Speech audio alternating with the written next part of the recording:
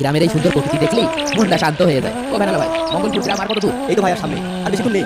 ভাই আমি চিনি না, কিন্তু আপনি কিন্তু একদম মসজিদের সামনে নামাই দেবেন। কি হলো? তোমার হাতে কোথায় হঠাৎ করে? বুঝলাম না, কি হচ্ছে এগুলো? রাস্তার মাঝে লাল দাগ। হুজুর, এই জায়গায় নামেন, সামনে আর ভ্যান নিয়ে যাওয়া যাবে না। রাস্তা তো অনেক ভালোই দেখা যাচ্ছে, আপনি সামনে যাবেন না কেন? আমার সমস্যা আছে, আপনি এখানে নামেন। কি মুশকিল, এই মাঝপথে নামাই দেবেন? কি আর করার, নামি।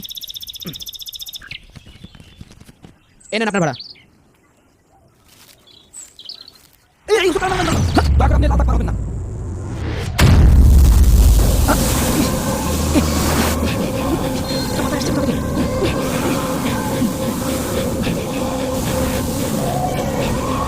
মুশকিল কি হচ্ছে, আমি কিছু বুঝতে পারছি না। এই লোকটা আবার কে? এই কে আপনি? আর আপনি এভাবে আচমকা বাধা দিলেন কেন? আপনার সামনে কেন নতুন হুজুর, তাই তো? জি, আজ থেকে আমি আপনাদের এই যে মঙ্গলপুর আছে না, ওখানে একটা মসজিদ আছে, ওখানে ইমামতির দায়িত্ব পেয়েছি। কিন্তু আপনি কে? আর আমাকে এভাবে বাধা দিলেন কেন? আর এই লাল দাগ পার না হলে তো আমি গ্রামে ঢুকতে পারবো না। আমার কথা বাদ দেন, আর আপনাকে বাধা দিচ্ছি তার কারণ হলো ওই গ্রামে একটাও মানুষ নেই। মানুষ নেই? কি বলেন? গ্রামে আবার মানুষ থাকবে না? আমি তো ওই মসজিদেই ইমামতি করতে যাচ্ছি। আপনার মাথায় কি কোনো সমস্যা নাকি? পাগল টাগল হয়ে গেছে নাকি? না মানে মানুষ আছে, কিন্তু ওরা সবাই মুনাফিক। ওই গ্রামের কোনো মানুষ নামাজ রোজা তো দূরের কথা, আল্লাহর নামটা স্মরণও করে না। গ্রামের কেউ কিন্তু আপনার পছন্দ করবে না। দেখুন, আমি আল্লাহর দ্বীনের দাওয়াত দিতে এসেছি, আর আমি বিশ্বাস করি আল্লাহ তাআলা নিশ্চয়ই আমাকে সহযোগিতা করবেন। ওহো, এই আপনার সাথে কথা বলতে যাই আমার দেরি হয়ে গেল। আপনি থাকেন, আমি আসি, পরে এক সময় কথা বলবেন। হুজুর, আপনি আমার কথাটা শোনেন। দাঁড়ান দাঁড়ান হুজুর, দাঁড়ান। অমন রমজানের ওই রোজার শেষে এলো মঙ্গলপুর বেশি দূর নেই, যাই। রমজানের ওই রোজার শেষে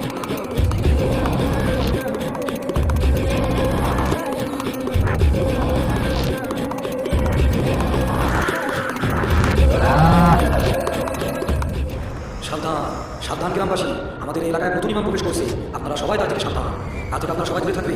ওই ইমামের কাছে গেলেই আপনাদের সবাইকে বশ করে ফেলবে। সাবধান সাবধান।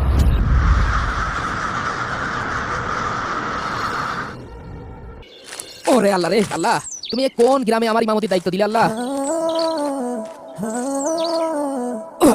ওরে বাবা রে, রাস্তাঘাটও ঠিকঠাক নেই, কি অবস্থা? এত জঙ্গল হয়ে রয়েছে। উজুর আশেপাশে কেউ সাফ করে না নাকি? উজুখানার কি অবস্থা, কি নোংরা হয়ে আছে। মনে হচ্ছে বছরের পর বছর এখানে কোনো মানুষ আসে না। আচ্ছা, এখানে মুয়াজ্জিন সাহেব, খাদেম সাহেব কারোই তো দেখছি না। যাই দিন, একটু আগে যাই। কি এক ভুতুড়ে মসজিদে এই ধরনের লোকজন নামাজ কালাম কিছু পড়ে না নাকি? আমি তো বুঝতে পারছি না, কারোর পাচ্ছি না কেন মসজিদের এই কি অবস্থা। ধুর, এই গ্রামে কি মানুষ থাকে নাকি গরু ছাগল থাকে, আমি তো কিছুই বুঝতে পারছি না। যে আল্লাহ এদেরকে বছরের পর বছর খাওয়ায়, সেই আল্লাহর ঘর কিনা অপরিষ্কার রেখেছে। যা আছে কপালে তাই হবে। টুলটুপলা নিয়ে মসজিদের ভিতরে যাই, থাকার জন্য একটা ঘরও এখানে নেই। মসজিদ দেখে মনে হচ্ছে যে 20 বছরের পুরাতন জাদুঘর। এখন আমারই সব করতে হবে সবকিছু। ইমামও আমি, মুয়াজ্জিনও আমি, খাদেম সাহেবও আমি, কিন্তু মুসল্লি কোথায়? মুসল্লি মনে হয় নেই।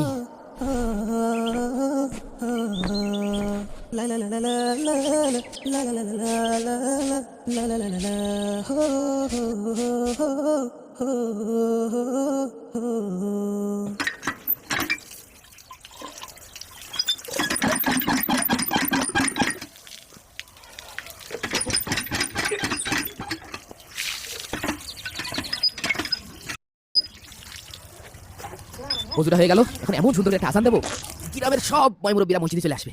কিন্তু 3-4 ঘন্টা হয়ে গেল, একটা মুসল্লি দেখা পেলাম না। আজান দিলে কি মসজিদে মুসল্লি আসবে না? কি জানি কি হবে না, আল্লাহ ভালো জানে। আল্লাহ তুমি মান রেখো।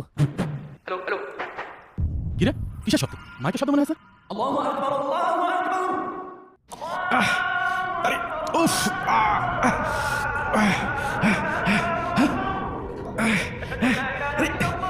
এই শব্দ মানে উফ, আরে কথা মানে আশহাদু আল লা ইলাহা ইল্লাল্লাহ।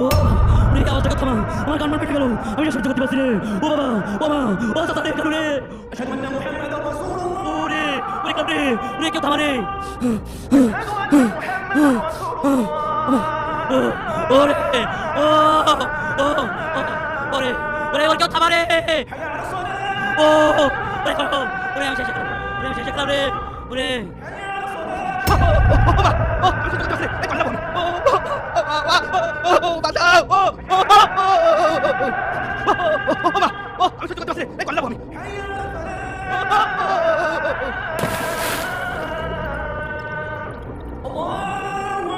ওরে ওরে কামড়ে, ওরে কেউ থামা রে। ও ওরে করো, ওরে আমি শেষ করব।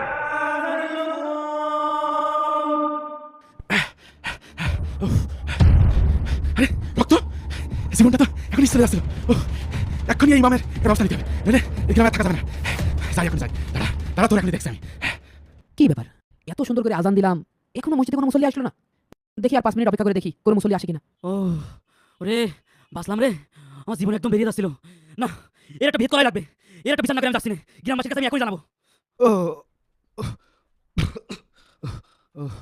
এতক্ষণ ধরে অপেক্ষা করছি, একটা কাক পক্ষী আমার আজান শুনলো না, কেউ আসলো না। আল্লাহ, যাই আমি একাই নামাজ আদায় করে নিই।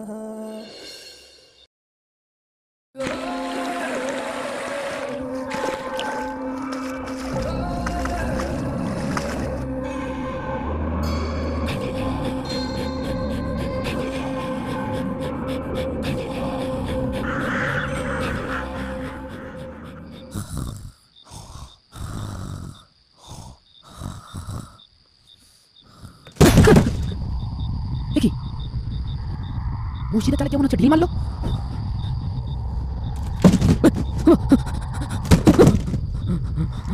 আল্লাহ, আল্লাহ, আল্লাহ, আল্লাহ, আল্লাহ, আল্লাহ।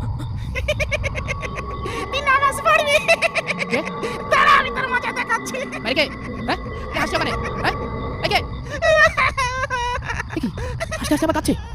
আল্লাহ, আল্লাহ। যত যাই হোক, আমাকে ভয় পেলে চলবে না। আমি এক কাজ করি, খেলামুড়ি দিয়ে শুয়ে পড়ি।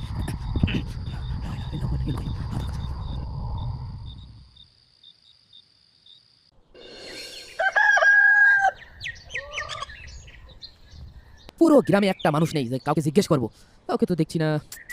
হ্যাঁ? এই ছেলে, এদিকে আসো। কিডা? আমি? হ্যাঁ, তুমি তুমি এদিকে আসো। না না, আপনার কাছে আমি যাবো না। আরে এদিকে আসো, তোমার জন্য এই যে 100 টাকা, এটা তোমার জন্য। এই টাকাটা নিয়ে তুমি মিষ্টি খেও। আপনার তো কিছু খাবো না, আপনি যদি কিছু মিশিয়ে রাখেন। আরে বোকা ছেলে, আমি তো তোমাকে টাকা দিচ্ছি, তুমি দোকান থেকে কিছু কিনে খেও। আসো এদিকে আসো, এদিকে আসো, এদিকে আসো তো। এই নাও 100 টাকা। এই। আচ্ছা, আমাকে একটা কথা বলো তো, তোমাদের গ্রামের কোনো লোক মসজিদে আসে না কেন? হুজুর, আমাদের গ্রামে সবাই কয় নামাজ পড়ে কোনো লাভ নেই, আরো কয় নামাজ পড়ে পাগল। নাউজুবিল্লাহ, সবাই এইরকম চিন্তা করে? এটা কি আল্লাহকে ভয় করে না? আমাদের গ্রামের লোক কি কয় জানেন? আল্লাহ বলে নেই, সব বলে মানছি বানানোর কথা। আস্তাগফিরুল্লাহ। শুনে শুনে আমি যে আপনার সাথে কথা বলছি না, কেউ যদি দেখে ফেলে আমার আর আমার আব্বার মারবে না। আচ্ছা ঠিক আছে, তুমি এখন যাও। প্রথমে ছেলেটা আমার কাছে আসতে যাচ্ছিল না, তারপর যে টাকার লোক দেখালাম তখন কাছে আসলো। বুঝতে পেরেছি এই গ্রামের লোকের সাথে কি করতে হবে।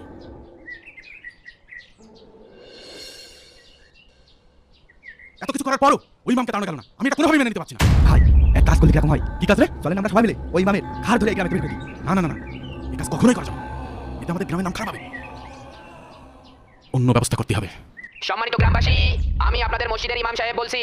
আমি সিদ্ধান্ত নিয়েছি এই রমাদানে আপনাদের গ্রামের কোনো মানুষ যদি 5 ওয়াক্ত মসজিদে এসে নামাজ আদায় করে এবং রমজান মাসে 30টা রোজা রাখে, তাকে আমি 1 লক্ষ টাকা পুরস্কার দিব। 1 লক্ষ টাকা পুরস্কার, 1 লক্ষ টাকা এক মাসে নামাজ আদায় করলে 1 লাখ টাকা পুরস্কার দেবে। 1 লক্ষ টাকা পুরস্কার জিতে নিন।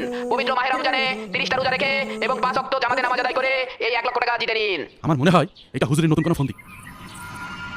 এই শোন, তোরা কেউ কিন্তু লোভে পড়ে হুজুরের এই ফান্দে পা দিবি না, আর যদি দিস তাহলে কিন্তু হুজুর তোদের বাস করে ফেলে দেবেন। ঠিক আছে ভাই, আপনি কোনো চিন্তাই করেন না, আমরা ওই ইমামের ধারে কাছে যাবো না। আর শোন, পুরা গ্রামে মাইকিং করে দে, কেউ যেন হুজুরের টাকা সাড়া না দেয়। ঠিক আছে ভাই, এখনই আমরা গ্রামে মাইক নিয়ে বেরিয়ে যাচ্ছি। হুজুর, তোমার পাতা ফান্দে আমরা পা দিচ্ছি না, তুমি কত বড় আল্লাহর ওলি হয়েছো তা না দেখে আমরা ছাড়ছি না। সাবধান সাবধান সাবধান। প্রিয় গ্রামবাসী, আপনাদের সকলের অবগতির জন্য জানানো যাচ্ছে যে এই গ্রামে যে নতুন জাদুকর ইমাম এসেছে, সে নানান ফন্দি ফিকির করে আমাদেরকে মসজিদে নিয়ে গিয়ে তার বশ করার চেষ্টা করে যাচ্ছে। তাই আপনাদেরকে সতর্ক করছি, আপনারা কেউ ওই ইমামের পাতা ফাঁদে পা দিবেন না, আপনারা কেউ ওই মসজিদের ধারের কাছেও যাবেন না। সাবধান সাবধান সাবধান। প্রিয় গ্রামবাসী, আপনাদের সকলের অবগতির জন্য জানানো যাচ্ছে যে এই গ্রামে যে নতুন জাদুকর ইমাম এসেছে, সে নানান ফন্দি ফিকির করে আমাদেরকে মসজিদে নিয়ে গিয়ে তার বশ করার চেষ্টা করে যাচ্ছে। তাই আপনাদেরকে সতর্ক করছি, আপনারা কেউ ওই ইমামের পাতা ফাঁদে পা দিবেন না, আপনারা কেউ ওই মসজিদের ধারের কাছেও যাবেন না। সাবধান সাবধান সাবধান। সবাই শোনেন, নামাজ শুরু হওয়ার আগে কিছু কথা বলি। আপনারা কখনো এটা ভাববেন না যে আপনারা নামাজ পড়ে আল্লাহর উপকার করছেন। কিরে তুই মসজিদে? তুই বলে আসবি না, তুই তো আসলি। আমি তো দেখেছিলাম কিরা মসজিদে এসে। তুই মসজিদে কি করছিস? আরে ভয় ভয়, আমরাই তো যদি টাকাগুলো পাই আমাদেরই তো লাভ। বরং এই নামাজটা হচ্ছে নিজের জন্য, আপনার জন্য। আপনি নামাজ পড়ছেন, আপনি নামাজ পড়ছেন এই জন্য যাতে আপনি জাহান্নামের আগুন থেকে বাঁচতে পারেন। আপনি নামাজ পড়ছেন এই জন্য যাতে আপনি জান্নাতে যেতে পারেন। আমি যে মসজিদে একা একা যাচ্ছি, ছেলেপেলে যদি দেখে ফেলে তাহলে তো মান সম্মানের ব্যাপার। হোক, 1 মাস পর যদি 1 লাখ টাকা পাই তাহলে তো তুলাই বাম্পার। তাই নামাজে কেউ অবহেলা করবেন না। আল্লাহ তাআলা আপনাদের হায়াতে এবং রিজিকে বারাকা দান করুক। আরে মসজিদে এত স্যান্ডেল কে? তাহলে কি গ্রামে সবাই নামাজ পড়তে এসে?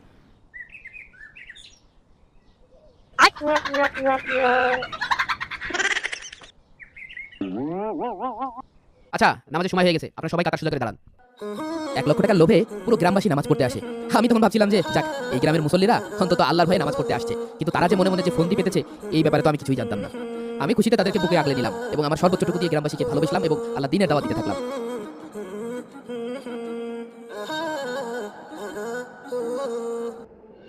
সম্মানিত গ্রামবাসী, সেহরির সময় হয়ে গেছে, আপনারা ঘুম থেকে উঠে পড়ুন। এ আব্দুল, ঘুমেতে ওঠ। সেহরির সময় হয়ে গেছে। সম্মানিত গ্রামবাসী, কিরে, সময় হয়ে গেছে, তাড়াতাড়ি ওঠ। ওই তো হুজুর মাইকি টাকাটাকি করছে, আর বলে বেশি সময় নেই। চল হিসাব করে সেদিকে মসজিদে যাই। হ্যাঁ, এই যে আবার ঘুমাবো না। হ্যাঁ, সম্মানিত রোজাদার ভাইরা, ইফতারির আর মাত্র 20 মিনিট সময় বাকি আছে। আপনাদের মসজিদে ইফতারির আয়োজন করা হয়েছে। রোজাদার ভাইরা, মসজিদে এসে ইফতার করুন।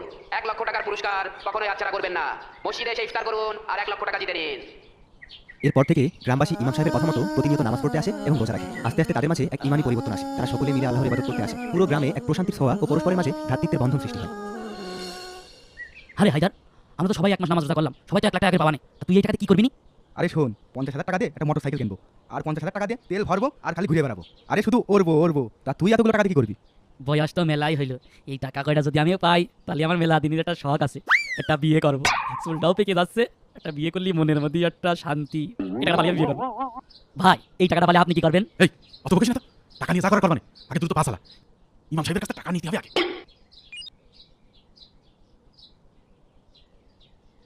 ইমাম সাহেব, ইমাম সাহেব, ইমাম সাহেব মসজিদে আছেন? আমরা সবাই আসলাম, ওই আমাকে সে নামাজ কালাম পড়ে যে 1 লাখ টাকা দিয়ে চাইলেন, সে টাকা নীতি কই আপনি? কি রে ইমাম সাহেব কই? ভাই, তাহলে আপনারা এখানে দাঁড়ান, আমি ভিতরে দেখে আসি ইমাম সাহেব আছেন নাকি। ইমাম সাহেব, ওই ইমাম সাহেব ভিতরে আছেন নাকি? হ্যাঁ, ইমাম সাহেব! এই, ও সিলেট লোকে। চল ভিতরে যেতে আসি। চল। ইমাম সাহেবের কি হলো? ইমাম সাহেব কি মারা গেল নাকি বেঁচে আছে? এটা জানতে হলে আমাদের পার্ট 2 ভিডিও দেখতে হবে। খুব তাড়াতাড়ি আসছে পার্ট 2।